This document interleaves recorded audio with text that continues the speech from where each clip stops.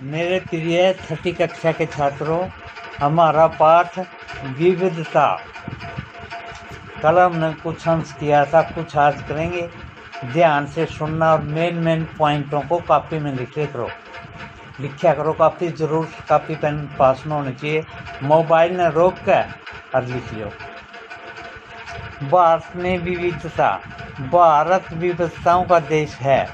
हम विभिन्न भाषाएं बोलते हैं, विभिन्न प्रकार का खाना खाते हैं, अलग अलग त्यौहार मनाते हैं और भिन्न भिन्न धर्मों का पालन करते हैं।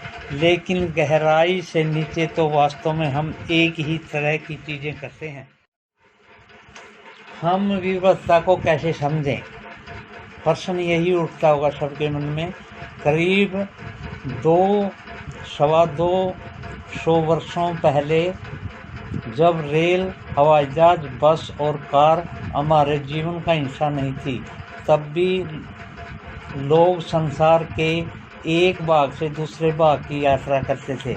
वे पानी के जहाज में घोड़े या ऊंटों पर बैठकर जाते थे, फिर पैदल चलकर आते थे, कुछ पैदल चलते थे। अक्सर ये यात्राएं खेती और बसने के लिए नई ज़मीन की तलाश में या फिर व्यापार के लिए की जाती थी। क्योंकि यात्रा में बहुत समय लगता है, इसलिए लोग नई जगह पर अक्सर काफ़ी लंबे समय तक ठहर जाते थे। इसके अलावा सूखे और अकाल के कारण भी कई बार लोग अपना घर-बार छोड़ देते थे। उन्हें जब पेट भर खाना तक नहीं मिलता था तो वे नई जगह पर जाकर बस जाते थे। कुछ लोग काम की तलाश में और कुछ युद्ध के कारण घर छोड़ देते थे।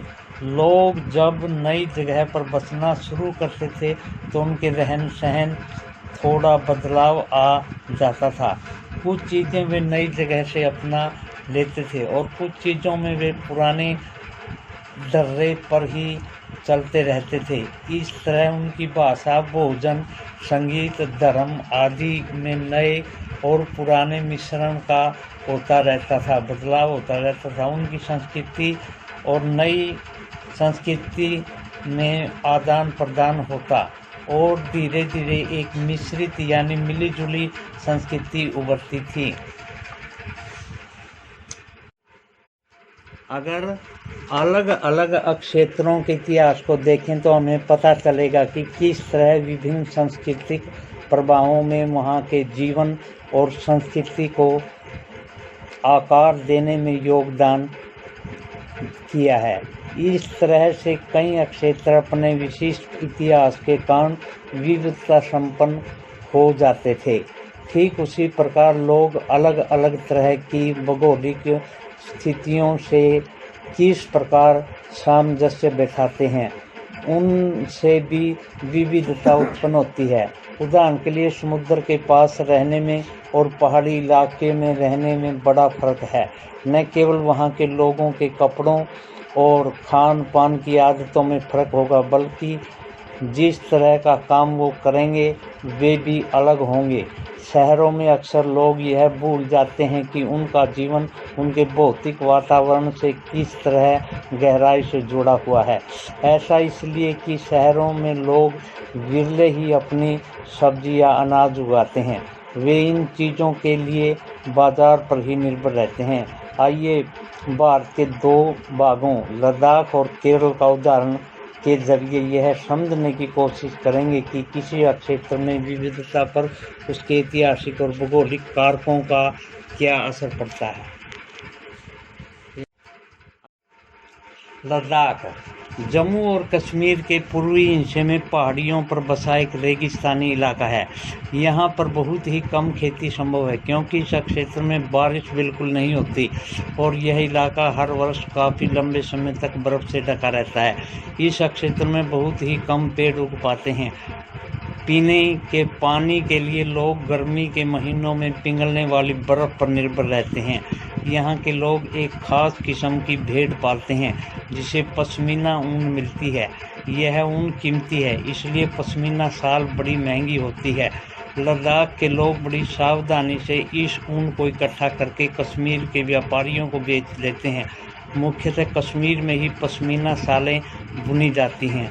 यहाँ के लोग दूध से बने पदार्थ जैसे मक्खन, चीज़, खास तरह का छेना एवं मांस खाते हैं।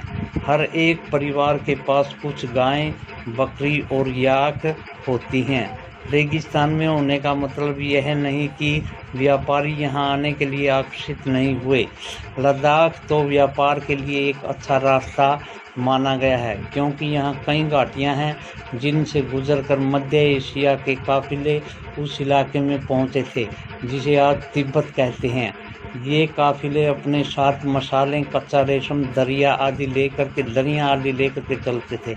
लद्दाख के रास्ते से ही बौद्ध धर्म तिब्बत में पहुंचा। यानी दोबारा सुनो, लद्दाख के रास्ते से ही बौद्ध धर्म तिब्बत पहुंचा था। लद्दाख को छोटा तिब्बत कहते हैं।